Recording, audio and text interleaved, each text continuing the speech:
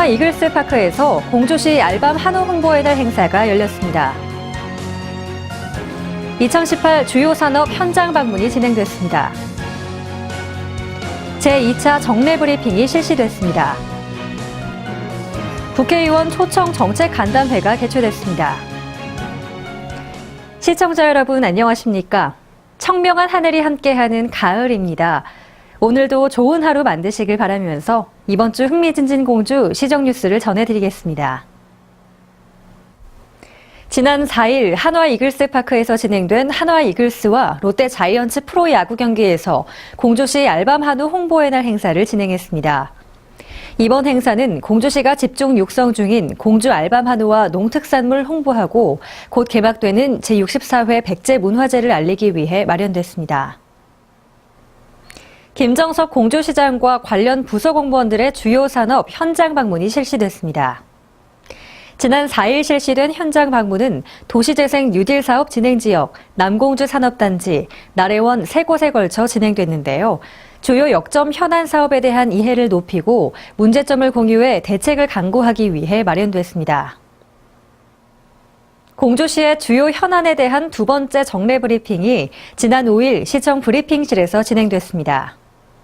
이번 브리핑은 9월 14일부터 열릴 제64회 백제문화제와 금학수원지 보수를 통한 안전한 사계절 썰매장 운영, 그리고 태양광 발전 사업 허가 절차 변경 시행 등의 현안 내용으로 진행됐습니다. 국회의원 초청 정책 간담회가 지난 7일 시청 중회의실에서 개최됐습니다.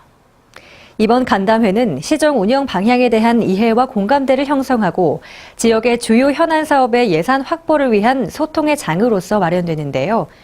정진석 국회의원과 김정석 공주시장 등 15명이 참석해 시정과 현안에 대한 논의를 진행했습니다. 제201회 공주시의회 제1차 정례회가 지난 3일 본회의장에서 개최됐습니다. 이번 정례회에서는 9월 18일까지 총 16일간의 회기를 확정하고 예산결산특별위원회와 산업건설위원회, 행정복지위원회의 각종 조례안 심사와 각 부처별 행정사무감사 진행에 관한 일정이 논의됐습니다.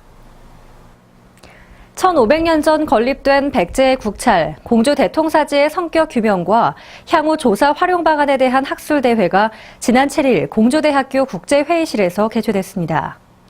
이번 학술대회는 대통사지 근간 유물 발굴을 계기로 그 발굴 조사 성과와 대통사지에 관한 연구, 그리고 앞으로의 활용 방안 등을 공유하기 위해 마련됐습니다.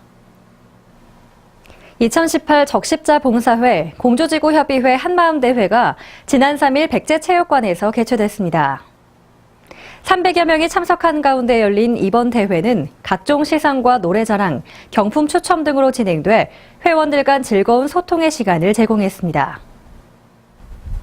제15회 공주국제미술제의 개막식이 지난 7일 임림미술관에서 개최됐습니다.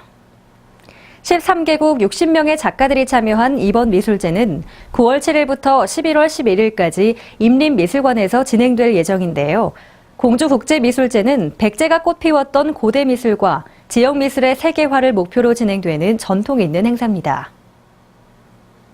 지난 8일 교동초등학교에서 웅진동민 화합 한마당이 열렸습니다. 2회째를 맞은 웅진동민 화합 한마당은 500여 명의 동민들이 참여한 가운데 체육 경기와 장기자랑 등으로 진행돼 주민들에게 즐거운 시간을 제공했습니다. 2018년 생물테러 대비 대응 모의 훈련이 지난 7일 고마센터 일원에서 실시됐습니다. 민관군경 등 11개 기관 100여 명이 참석한 이번 훈련은 각종 테러 위협으로부터 시민 안전을 지키기 위한 대응 능력을 높이기 위해 실시됐는데요. 훈련 과정에서 도출된 문제점을 보완하고 유기적인 대응 시스템을 강화해 나갈 예정입니다. 이어서 시정 알림 게시판과 취업 알림 게시판입니다.